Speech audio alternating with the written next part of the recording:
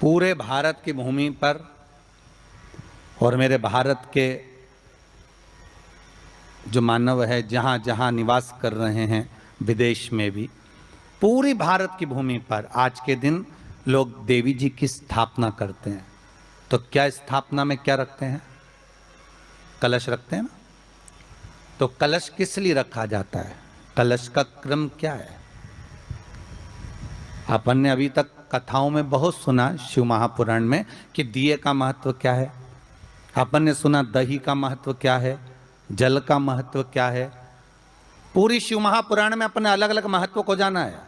पर यह नवरात्रे में जो शिव महापुराण की कथा शुरू हो रही है, नवरात्रे में जो शिव महापुराण की कथा को हम श्रवण करने के लिए बैठे हैं, इसमें हमारा एक संशय और मिटना चाहिए कि भारत की भूमि पर जब मां आद्य शक्ति की स्थापना होती है, मां जगतजननी को जब विराजमान किया जाता है, या चैत्र नवरात्रे में, शरदीय नवरात्रे में, आषाढ़ी नवरात्रे में,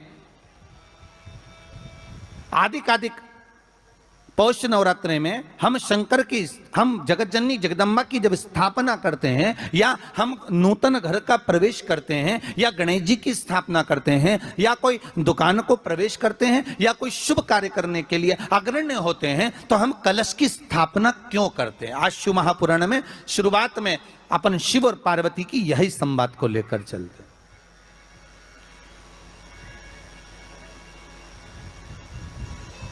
आखिर कलश में ऐसा क्या है?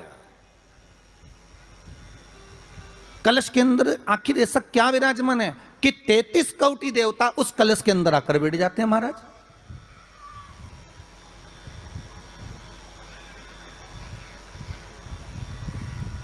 आप कोई यज्ञ करने जा रहे हो, आप कोई पोथी पुराण करने जा रहे हो, आप कोई अच्छा कार्य करने जा रहे हो, तो ब्राह्मण देवता कह देते कलश की स्थापना होगी, कलश की शोभा यात्रा निकलेगी, कलश यात्रा निकलेगी, कलश विराजमान होगा।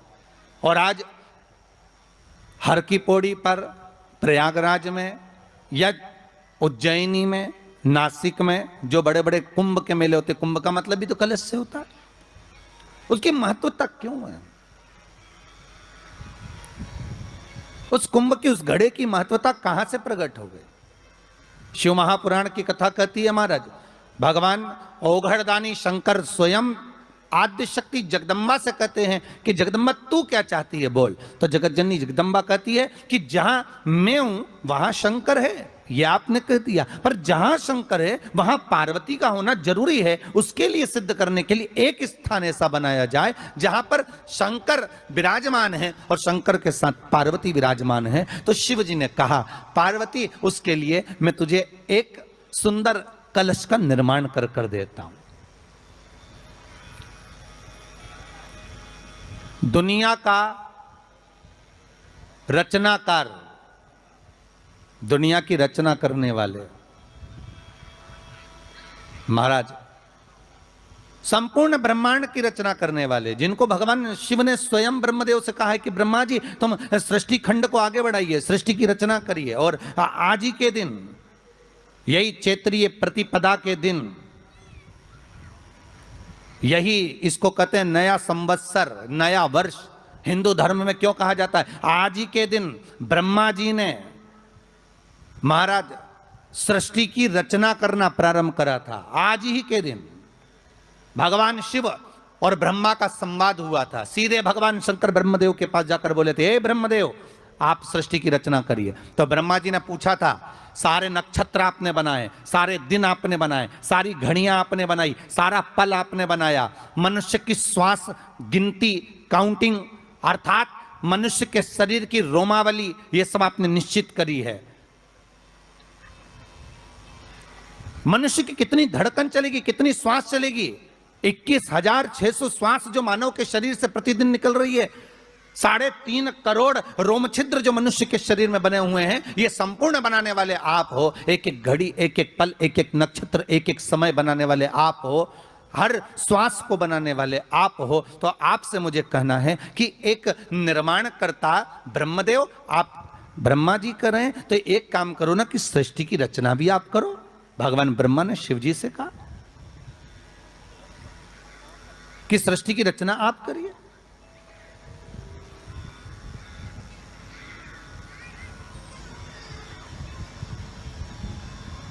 महाराज भगवान ओघड़दानी त्रिकालदर्शी शंभु कहते हैं, मेरा कैलाशी मेरा शिव कहता है, नहीं नहीं नहीं, नहीं। ब्रह्मदेव सृष्टि की रचना करने को तो हम कर दें, मना नहीं है, पर भगवान विष्णु की नाभि से आप प्रकट हुए हो।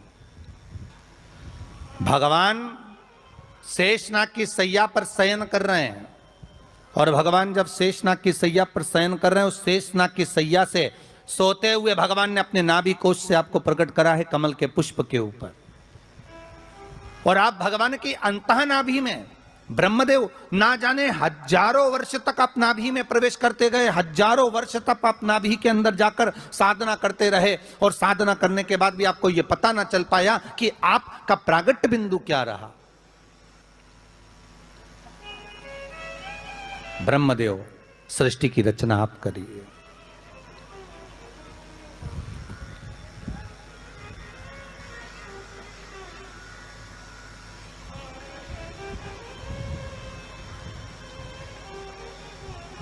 ब्रह्मा जी कह रहे हैं, नाथ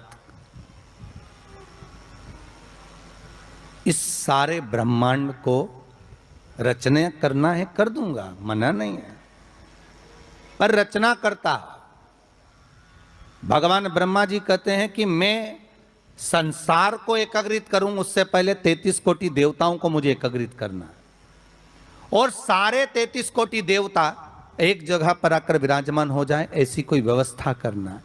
शंकर भगवान ने कहा, बनाओ ब्रह्मदेव, तुम निर्माण करो। ब्रह्मा शास्त्र कहता है कि भगवान शिव स्वतः, शंकर तो शंकर है, भगवान शंकर ने एक मट्टी का सुंदर सा भाग ढेला एकाग्रित करा, उस ढेले से भगवान ने एक सुंदर कुंभ का निर्माण करा, एक सुंदर कलश का निर्माण करा।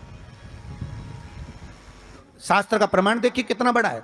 आप किसी दूसरे घर में जा रहे हो, आप अपना घर छोड़कर और दूसरे मकान में जा रहे हो, और आपको लगा कि मैं इस घर में अब 15-20 दिन नहीं आऊंगा, 1 महीना नहीं आऊंगा, तो शिव महापुराण की कथा कितना सुंदर कहती है कि अगर आप जा रहे हो और आपको ऐसा भय लगता है कि इस मकान में कोई दूसरी प्रवेश ना करे, कोई दूसरा जीव ना आ जाए, इस मकान में कोई अंतरात्मा ना आए, इस मकान पर कोई टोना ना करे, इस मकान में कोई टोटका ना करे, इस मकान में कोई जादू ना करे, तो उसके लिए शिव महापुराण की लिंग पुराण वर्णन करती है कि मात्र एक मट्टी का कलश, उस मट्टी के कलश में एक महाराज थोड़ा सा धान भरकर, उसमें एक सिक्का, एक रुपया उसके अंदर डालकर, और एक बेलपत्र उसके अंदर डालकर, उसको उसके एक दिए से या प्लेट से या नारियल से उसको रखकर एक स्थान में ईशान के अंतर्गत उसको रखकर चले जाइए। उस मकान में ना तो कोई भीतर प्रवेश कर सकता है, उस मकान में ना कोई टोना कर सकता है, उस मकान में ना कोई टोटका कर सकता है, उस मकान में ना किसी की नजर लगती है। और वो पात्र कोई दूसरा नहीं होना, वो पात्र होना चाहिए मट्टी का कलश। मट्टी के कलश की बड़ी महत्वता है हमारा, बहुत ध्यान देना महाराज। कलश का जो मुख होता है, उस मुख पर भगवान विष्णु का स्थान होता है। किसका स्थान है? भगवान विष्णु का। थोड़ा सा नीचे आओगे, जहां से कलश का मुख दबा हुआ होता है, वह जगह भगवान स्वयं शिव की होती है। किसकी जगह है? भगवान शंकर की। कलश का अग्रभाग, नीचे का भाग जहां से फैला हुआ होता है, वहां ब्रह्मा का आधिपत्य स्थापित होता है। फिर कलश का जो नीचे का भाग होता है, वो भगवान शिव और शक्ति का स्थान होता है। कलश के बाहरी भाग में, जहां पर बाहर का हिस्सा होता है, उस कलश के बाहरी भाग में 33 कोटि देवताओं को भगवान शंकर ने लाकर विराजमान किया होता है। महाराज भगवान शंकर 33 कोटि देवताओं को निमंत्रण देकर उस कलश में विराजमान कर दिया। कितना सुंदर लिखा है देवी भागवत के अंदर कि जहां कलश की स्थापना होती है, उस जगह पर किसी देवताओं को बुलाने की जरूरत नहीं होती। 33 कोटि देवता उस जगह पर स्वतः विराजमान हो जाते हैं। स्वयं 33 कोटि देवता स्वयं वहां विराजमान। और कितनी महत्वता कलश की महाराज। आप लोगों से भी निवेदन है, क्षेत्रीय प्रतिपदा है आज, जिनके घर में ज़्यादा रोग हो, बीमारी हो, ज़्यादा तकलीफें आ रही हों, कष्ट बढ़ रहा हो, बीमारियां बढ़ रही हों, या भय लग रहा हो, डर लग रहा हो, हृदय चित्त में कहीं ना कहीं आपको भय का भान हो रहा हो, तो एक लोटा पानी, एक कलश में जल भर कर रख लीजिए और रात भर उसको रखे रहने दो। नवरात्र चल रहा है, उस कलश को रात भर रखकर सुबह सुबह उस कलश में एक बेलपत्र डालकर उस जल को नीम के पेड़ के नीचे, जहां चैत्री नवरात्रे में नीम के पेड़ के नीचे सारी विद्याएं, आद्य शक्तियां, सारी देवी उस नीम के पेड़ के नीचे विराजमान रहती हैं। उस कलश में एक बेलपत्र डालकर रात भर रखकर उस जल को पूरे घर में घुमाकर उस नीम के पेड़ के नीचे समर्पित कर दीजिए महाराज। घर में भय लगना बंद हो जाएगा, कोई बड़ी बीमारी आपको घेरेगी नहीं और उस बीमारी से, उस रोग से आप मुक्त रहेंगे। उस बीमारी से, उस रोग से आप मुक्त पाएंगे, वो बीमारी आपको घेर नहीं पाएगी। कलश का